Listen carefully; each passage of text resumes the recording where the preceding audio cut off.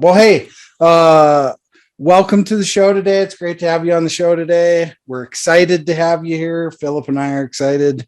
So much goodness to come out of this conversation. Just like always, welcome to the war room. Thank you, David and Phillip. I'm excited to get into this. What diamonds we have here. I have to ask, it's my favorite question to ask up front, and that is, do you come from a family of entrepreneurs? I don't actually. I'm the first. So Okay. Yeah. Now, what has that been like in interaction with your family? Because what I've seen as a trend is it's not always easy to be the only entrepreneur in your family.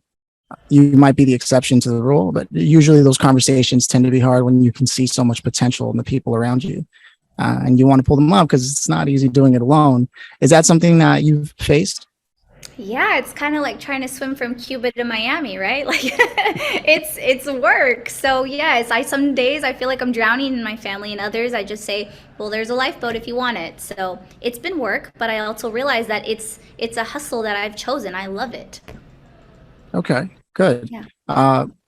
Now, how is it that you transitioned into, because I'm assuming, unless you've been an entrepreneur since you were a kid, I'm saying at some point you made the choice to go beyond what was known in the environment that you were growing up in. Yeah, 100%. I grew up with undocumented parents. I'm of Mexican descent, so both my parents are from Mexico, and I'm a dual citizen. So even though I'm a native to Los Angeles and LA, and my entire educational system has been here, the mindset has been just survive with my parents. And when I discovered that, I'm like, I don't just want to survive, I want to thrive. I had to make that very clear distinction in between, do I really want to work for somebody for the rest of my life and retire and then just die? Or do I want to create my own abundance and my own path? Yeah. Yeah. And so that was what, like high school, college? Yeah, great question. So actually, my path is a little non-traditional. I actually was a barber and hair and makeup artist for 10 years. So I actually worked for Floyd's Barbershop for 10 years. I faded up men insanely amount to pay for college. I have absolutely no debt. I'm part of the 1% of Latinas in the United States with a master's degree plus with no student loan debt. I probably did a total of like 5,000 fades over 10 years. And you know what I learned more than anything about entrepreneurship is people don't buy a product, merchandise, or service. They buy you. So for me, the haircuts, they were just a cherry on top, but the conversation, the support, the intense connection I had with these men that I was helping look handsome and fantastic on the outside, I actually helped them figure out when they talked to me about the wife, the lover, the girlfriend, and all of it at the same time. So I learned that that's entrepreneurship. And from there, I learned I was an unpaid therapist. So then I went back to school and I was a psychotherapist for 10 years, listening to people's shit, right? Helping them out. And then now, I'm so excited because in exactly a week, I'll be retiring at 35 on my 35th birthday. Next Monday, I'll be retiring as a psychotherapist and going full force into the high ticket world and VC funding. So that's my path. Yeah. That's exciting. That's actually really exciting. I did. Wow. So many things to take from that. Number one, congratulations and thank you for putting people on the map about what it means to bootstrap your life, like literally worked your ass off and you've got no debt. You're in a position where you're exactly where you want to be, it sounds like. And that's not easy. So I imagine there's some mindset behind that. Where did you get, if you come from, and I also am of Mexican descent. So if you come from that, how did you pull away from that and break away from any mental barriers that may be culturally upheld? Because there do tend to be those. Yeah, you're not wrong, Phillip. And here's what I'll say. I don't think it was like how I pulled from it. More than anything, I saw either the cup half full or half empty. So for me, I thought to myself very deeply, like, why did my parents come here? They struggled to be here. Like my dad came with like 50 bucks in a dream, like 50 bucks in the pocket ain't much. But I look at his struggle and his resourcefulness and I say, if I'm a citizen and I got all this education and all this ABC after my name, I can make it happen, right? It's kind of like when you look to the guy to your left, like he doesn't miss any of the resources. He's just lazy. He just doesn't want to do it. So for me, on the 7th day, when people are like, Z, you need to rest, I understand, but I don't want to work forever. So hell yeah, for me to have like the 4-hour work week, I'm going to work my ass off for these years, and then I get the fruit of my labor. And now it's harvest time at 35. Yeah. Yeah, I can just hear a hunger coming Yeah. through, coming through you. That's just what it is. Like you said, that some people just don't want it as bad, and you did. That's right. And, okay, right on. So now, and unless Jason, you want to interject, I have another question lined up. But if you've got something, I want to make sure. Yeah, I mean, there's a lot to unpack there, really, right?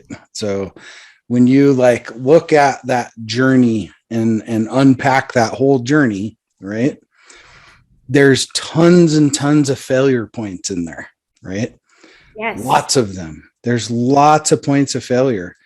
And there's nobody in the world that'll ever convince me they didn't get through something without it being a struggle, without there being failure, all these things, right? That's just for the movies, right? So we've all experienced these moments where it's like, do I want to get back up, right? That 9th time, you just got your head freaking kicked in, right? And you go, do I want to get up? But when you're a business owner, you don't have a choice. There's nowhere else to go. You have to get up, dust your shit off, and move out, right? So, when I look at stories of all of our stories are similar. There's just a different narrative, right? So, but they're all very similar, and they all have the same resonating thing, and that is struggle, right? There was a struggle somewhere. And the difference between an employee and an entrepreneur or a business owner is you took a different path to struggle a different way. An employee still struggles. Right? It's just a different struggle, right? So I'd rather work 80 hours a week for myself than 40 hours to make somebody else rich. Right? Yeah. That's right. That's right. So, amen. I agree. So, it's really about the journey and not the destination, right? So focus on the journey, not the destination. The destination just comes, but you got a great story. You made it here, and I can feel your drive. It's oozing out of your system. And don't lose that. Don't ever lose that. Keep that fire burning in your belly. Yeah, thank you for that, Jason. And I agree. I think if you're getting your ass kicked in the ring and there's people in the audience, their opinion does not matter because they're not getting their ass kicked in the ring with other entrepreneurs. So for me, and you're absolutely right, I think the hardest hit I've ever gotten is I was running 2 whole ass companies as the CEO, and then my dad dies in 90 days. I got to get the hell up because you got to just still make it happen. There's only so much systems, delegation, and automation can help you with. But at the end of the day, when you have true leadership and you're leading your pack of alphas that lead other people, you got to get up and you hit it right on the mark. Entrepreneurs don't have a choice. They just make it through that part. That's heavy. Yeah. Okay. But it's real. Yeah. I mean, yes, it is. That is the reality that entrepreneurs must deal with. And there's exciting news. Correct me if I misheard, but you're stepping into VC funding now? That's right. Yeah. A little bit of that in seed funding. And a lot of people laugh and they're like, Z, why is seed funding? And, the term that we use in economics or business is not the same as my seed funding. So I'm realizing in a wide scope economic global impact that, seed funding is actually, as entrepreneurs, as global leaders and thoughts, that our children are the best thing to invest in. That's the seed you want to fund the correct way. And I feel like a lot of family futures are at stake here because they're not realizing that you can make 200 mil a month or whatever, but do your kids hate your guts? And if they do, are you really rich? Are you really successful? So for me, that's where I'm going in the VC funding, to really fundraise and really gain capital on a venture level and global to impact different families so they actually see the vision of what that looks like in a healthy system. Many business owners, when you look behind the scenes and behind the window, their life is a hot mess. And that's nothing of what is shown. People only like to show the glitter parts, the shiny parts. I've seen the other side in corporate consultation because I know the emotional side.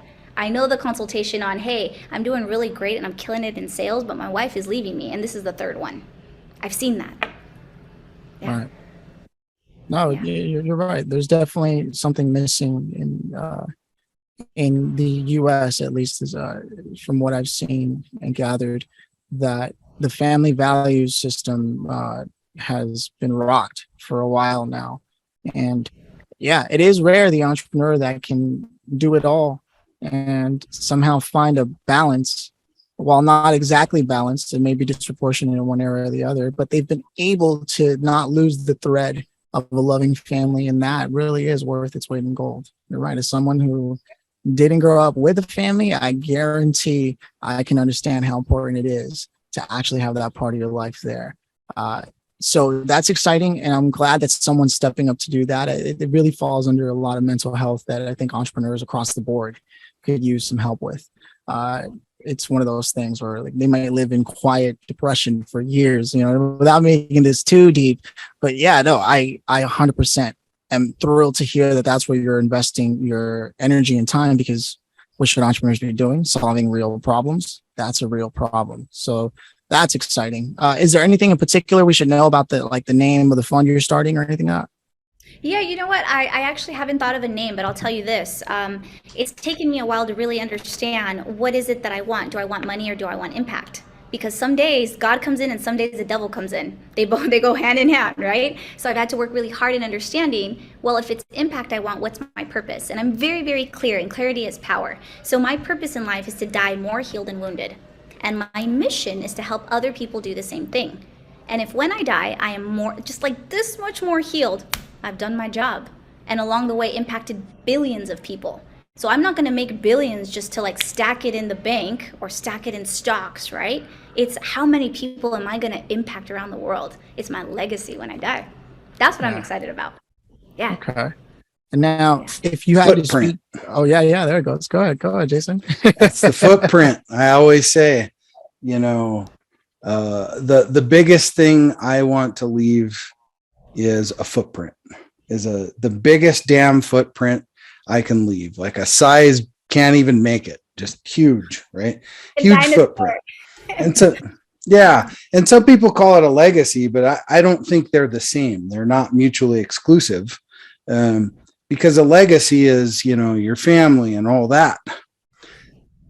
I strive to affect the entire world, and that is a true footprint.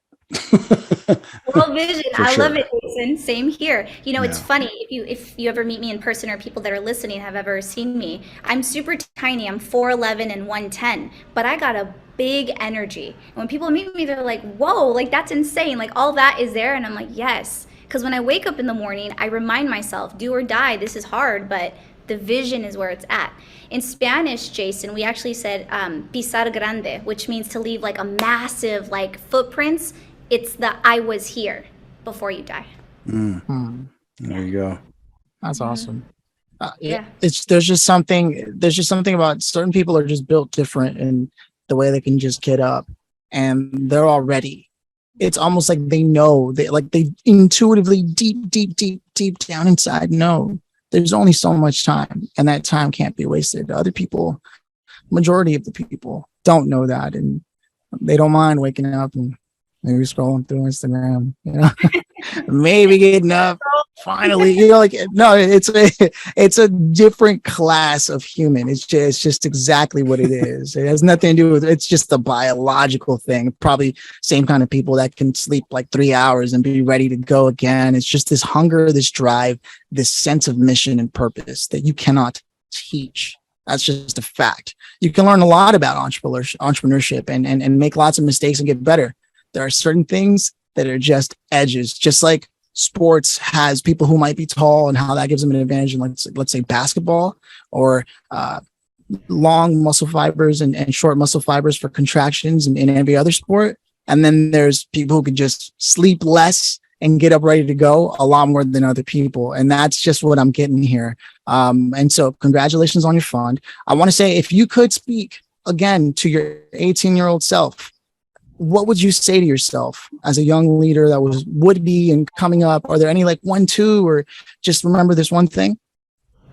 You know what? I would literally tell myself, girl, it's not that serious. Have some more fun. I think what I did is I took such a good track of like, it's funny, but my older sister, we're 15 years apart, and she got pregnant really young, like right out of high school. So my parents, having me and my little sister, they're like, you guys, like, we did something here. Like, we got to rearrange this, right? So they told us, you can stay in the home. We're not going to charge you rent, but you got to work and you got to go to school. And if you don't do either, you're out. Like, you're out, and it's not a joke. And my parents were very firm on that. So we learned the hustle really early on. So I tell my 18-year self, have fun, chill, live a little. I think the number one thing that I haven't had enough of in my life is like just play, just receiving.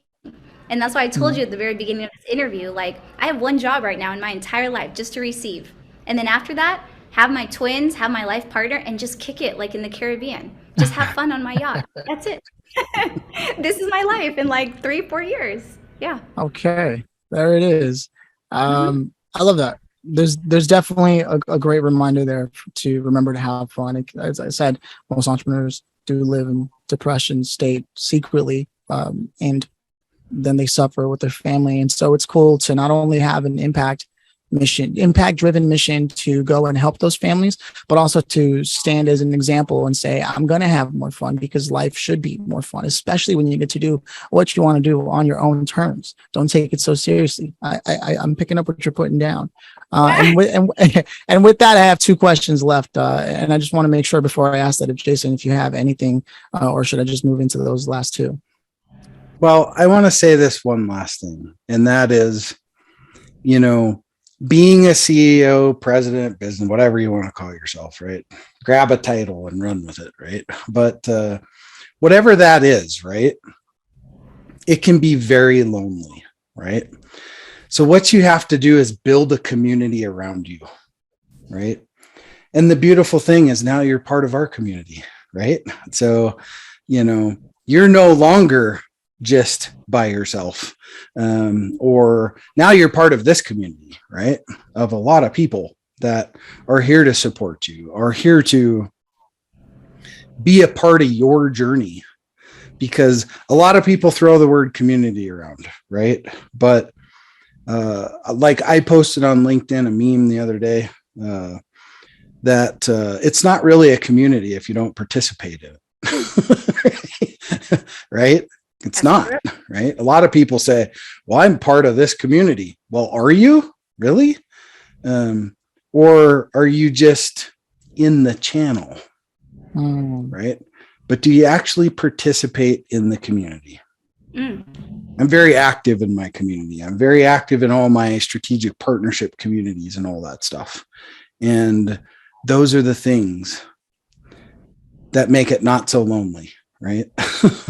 Because you have these interactions, these things like this, that I have Phillip when a day is bad for me and I go, hey bro, can you take one of these podcasts for me? I ain't going to make it. But that's the sense of community, right? Yeah.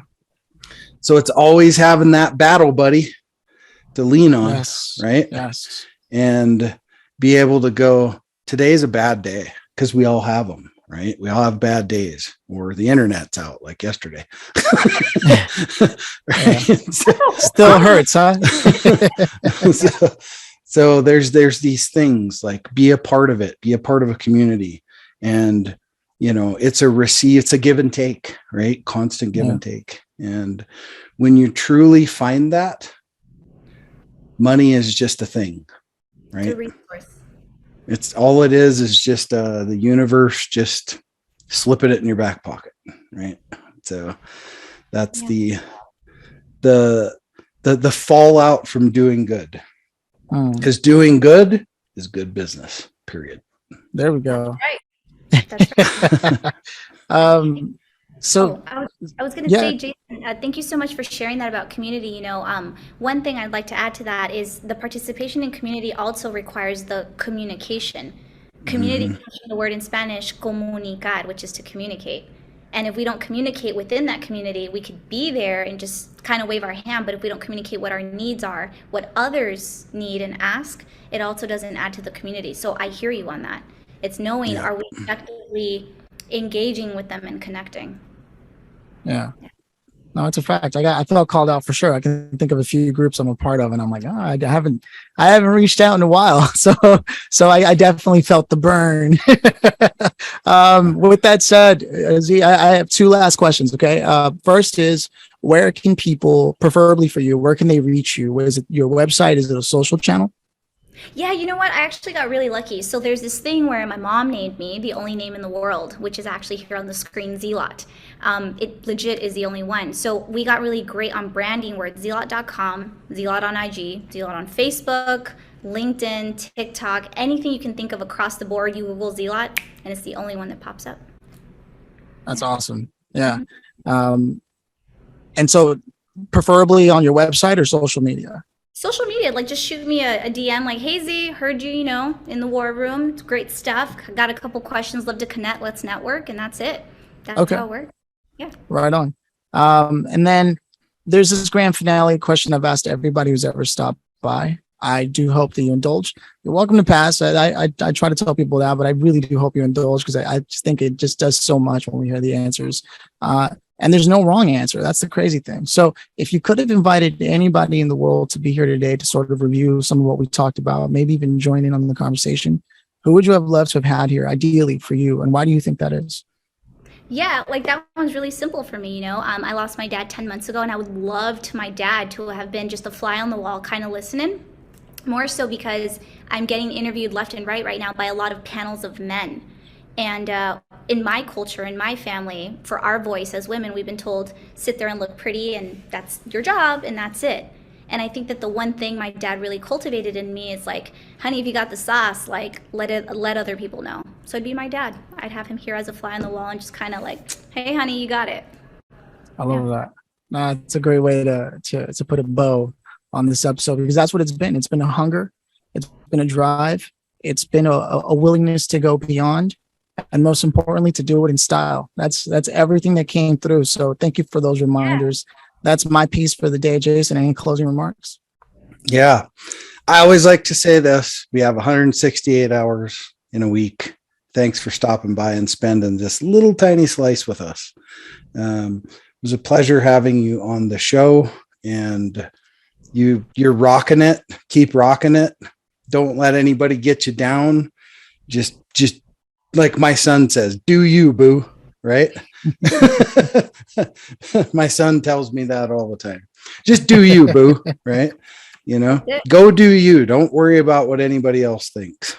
So that's right. And Jason, Phillip, thank you so much for having me. I want to share with you guys that whether you guys know it or not, like on a daily, like this podcast impacts so many different people, because then as I listen, I send it to a friend of mine that's also an entrepreneur, and they're having that shit day, and they're like, yeah, I forgot how powerful we are. I forgot that as entrepreneurs we go straight into traffic and it's insane, and we do the same thing the very next day. So thank you for this platform as well, that you guys continue to maintain and to inspire people. Let's go. Yeah. Awesome. Hey, all right. Well, thank you for stopping by the war room. Yeah.